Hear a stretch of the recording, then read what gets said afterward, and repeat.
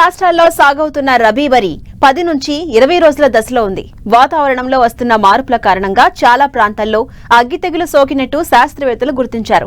ఈ తెగులు వల్ల దిగుబడులకు తీవ్ర నష్టం వాటిల్లే ప్రమాదం ఉంది. కాబట్టి రైతులు సత్వరమే తగిన జాగ్రత్తలు పాటించాలని సూచిస్తున్నారు కరీంనగర్ జిల్లా జమ్మికుంట కృషి విజ్ఞాన కేంద్రం శాస్త్రవేత్త శ్రీనివాస్ రెడ్డి.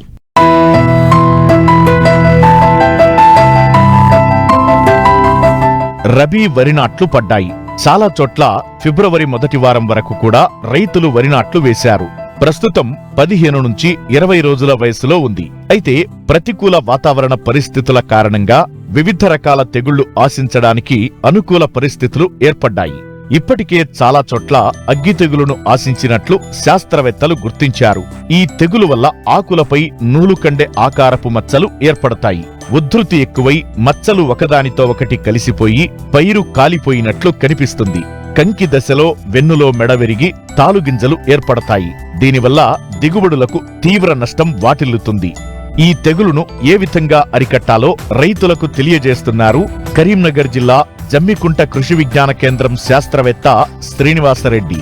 ప్రస్తుతానికి మన రాష్ట్రంలో మరి మన కరీంనగర్ జిల్లా మొత్తంగా చూసినట్లయితే దాదాపుగా ఫిబ్రవరి మొదటి వారం వరకు కూడా చాలా మంది రైతులు వరి పొలాలను నాటు వేయడం జరిగింది. నాటు వేసి 15 నుంచి 20 రోజులకు దగ్గరికి వస్తున్నది.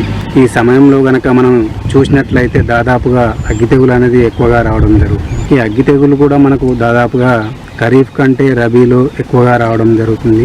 దానికి కారణం కూడా చాలా వరకు ఈ వాతావరణ పరిస్థితుల్లో మార్పు.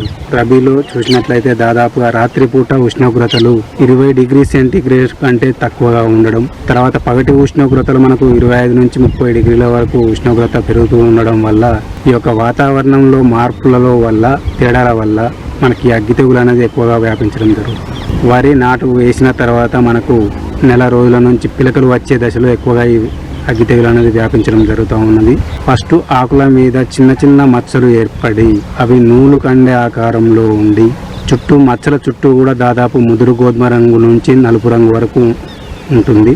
ఆ తర్వాత మచ్చల మధ్య భాగంలో చూసినట్లయితే మనకు దాదాపుగా తెలుపు రంగులో కానీ అలా ఉండడం జరుగుతుంది. ఈ మచ్చలు కొద్దిగా క్రమేపీ ఎక్కువగా వ్యాపించి కొంతవరకు నూలు కండే ఆకారంలో ఉండి ఆ తర్వాత ఈ మచ్చలన్నీ కూడా కలిసిపోయి మనకు దాదాపుగా వరి పొలం అంతా కూడా ఆకులు ఎండిపోయి తగలబడినట్లు కనిపిస్తుంది.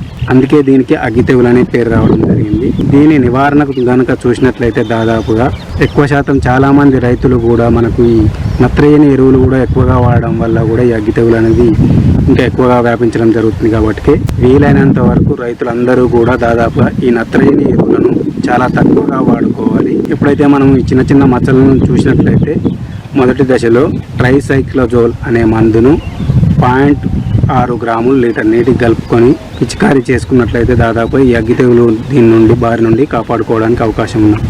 లేదంటే మనకు ఐసోప్రోథైలిన్ ఫిజివన్ అనేది మార్కెట్లో దొరకడం జరుగుతుంది. ఇది 1.5 గ్రాములు లీటర్ నీటికి కలుపుకొని పిచికారీ చేసుకున్నట్లయితే ఈ అగ్గి తెగులు రాకుండా కాపాడుకోవడానికి అవకాశం ఉన్నది. లేదంటే మార్కెట్లో దొరికే కాసుగా మైసిన్ అని కూడా దొరకడం జరుగుతుంది.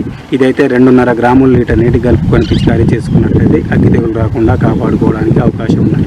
ఈ మందులన్నీ కూడా మనం దాదాపుగా 15 రోజుల వ్యవధిలో 2 సార్లు పిచికారీ చేసుకున్నట్లయితే మందులను మార్చి పిచికారీ చేసుకున్నట్లయితే అగ్గి తెగులు రాకుండా కాపాడుకోవచ్చును. లేదంటే ఈ మందులు పిచికారీ చేసినా కానీ మనకు సివియర్ స్టేజ్లో ఉన్నట్లయితే ఎక్కువ మోతాదు ఎక్కువ ఉధృతిగా ఉన్నట్లయితే మనకు నాటివో అనే మందు కూడా మనకు మార్కెట్లో దొరకడం జరుగుతుంది. అదైతే 100 గ్రాముల వరకు ఎకరానికి కలుపుకొని పిచికారీ చేసుకున్నట్లయితే అగ్గి తెగులు రాకుండా కాపాడుకోవడానికి అవకాశం ఉంటుంది. ఇంకో మందు ఏంటంటే అజాక్సిస్ట్రోబిన్ అని కూడా మనకు మార్కెట్లో దొరుకుతుంది. దీన్ని కూడా మనం 1 గ్రాము లీటర్ నీటికి అందాదగా ఎకరానికి వాడుకున్నట్లయితే మనకు ఈ అగ్గి తెగులు అనేది ఎంత ఉధృతి స్టేజ్లో ఉన్నా కానీ మనం నివారించుకోవడానికి అవకాశం ఉంటుంది.